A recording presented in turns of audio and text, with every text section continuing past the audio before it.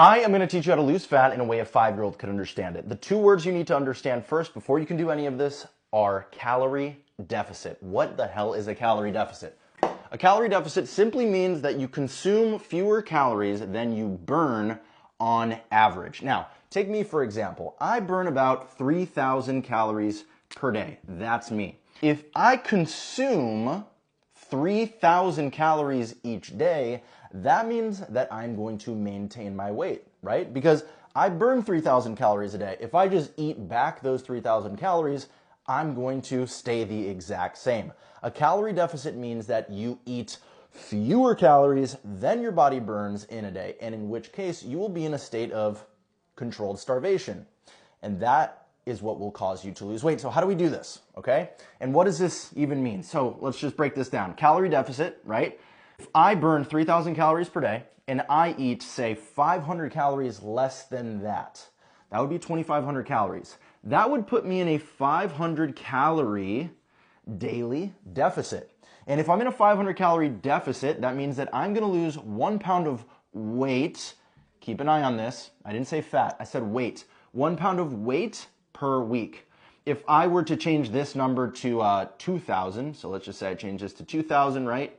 That would be a 1,000 calorie deficit. I would lose 2 pounds of weight per week. Keep an eye on that. I'll talk about it later. Great. So all I need to do to lose 2 pounds of weight per week is eat 2,000 calories. Again, assuming my total daily energy expenditure is 3,000. TDEE, total daily energy expenditure. That just means how many calories I burn each day. If I eat 2,000, I'll lose 2 pounds. If I eat 500 less, so 2,500, I will lose 1 pound. Now, what is the main problem that people have with a calorie deficit? Is that sometimes it doesn't work. So what do you do when it's not working? Here's what's happening when a calorie deficit isn't working for you. You're just doing it wrong. Why? Because typically when you're in a calorie deficit, you know that you are because you're losing weight and you're typically tracking your calories. So this is what people get wrong. They get confused with this. There's a difference between the number of calories you tracked in MyFitnessPal and there's a difference between the number of calories you actually consumed. Most people, when they're first starting out, they tend to underestimate the amount of calories that they actually consumed by 1,000 calories. So you might think you're tracking and eating 2,000 calories in MyFitnessPal, but in reality, you actually ate 3,000 calories. And remember, my total daily energy expenditure, right, the number of calories I need to maintain my weight is 3,000. So I might have tracked 2,000 calories in the app, but I actually ate 3,000. That means that my weight is going to stay the exact same.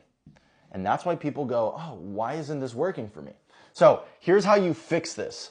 You need to close the gap. This actually needs to be 2,000 calories. And this is what people get wrong. 1, you need to track based not off of memory. You need to track immediately. So whatever you're eating, immediately track it in the app. 2, you need to use a food scale. If you're not using a food scale, you're just guessing. You need to use a food scale to make sure that everything that you are tracking is actually what you ate. 3, you need to tell MyFitnessPal the difference between raw versus cooked food. This is one I see people get wrong a lot. So if you're having cooked rice, you need to say, MyFitnessPal, I'm eating cooked jasmine rice. If you put raw, it's going to be wrong. So these are the 3 main tips that I would suggest. Now, remember earlier I said you could just be losing weight and not actual fat. Here's how you make sure that you're actually losing just fat.